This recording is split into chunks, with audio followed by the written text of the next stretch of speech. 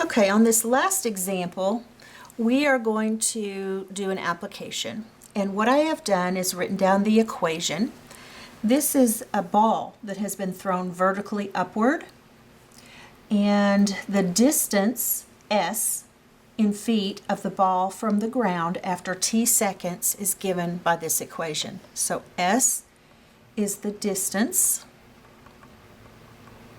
in feet of the ball from the ground after t seconds. So t is your seconds.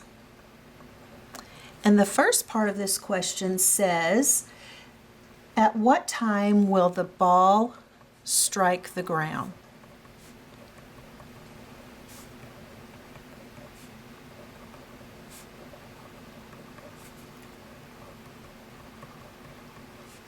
Now, we talked about this a little bit ago. When we have a parabola, now we know this one is opening down, so we're going to throw the ball up, come back down. We know that it's on the ground on the x-intercepts, or in this case, the t-intercepts. So let's set that equation equal to 0 and solve it. Now let's see if there's a common factor between 16 and 80. And I believe 80 divided by 5 is 16. So I'm going to factor out a negative, and it doesn't matter, negative or positive, but I like to keep my squared term positive. So I'm going to factor out negative 16t. And when I do, 80 divided by negative 16 is negative 5. Negative 16t squared divided by negative 16 is plus t. So now I will set each factor equal to 0. And if 0 equals negative 16t, then t has to equal 0. And over here, t will equal 5. So let's see if this makes sense.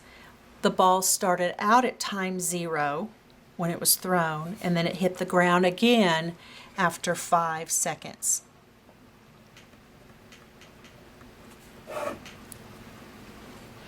Okay, the second part of this equation, or problem, says, for what time t is the ball more than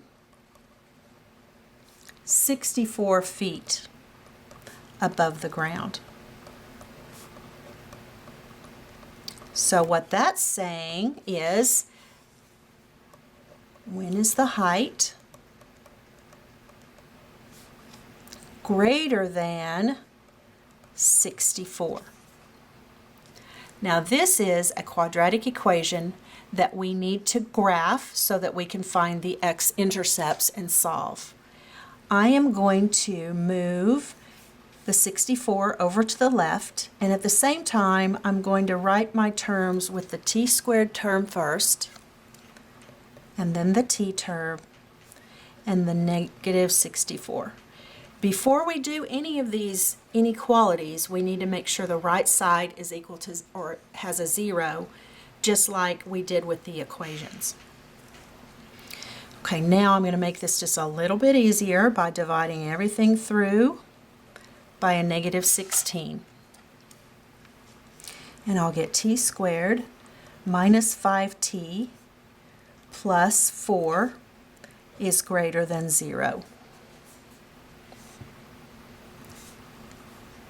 If we solve this, we will find the x-intercepts. So I'm going to factor it.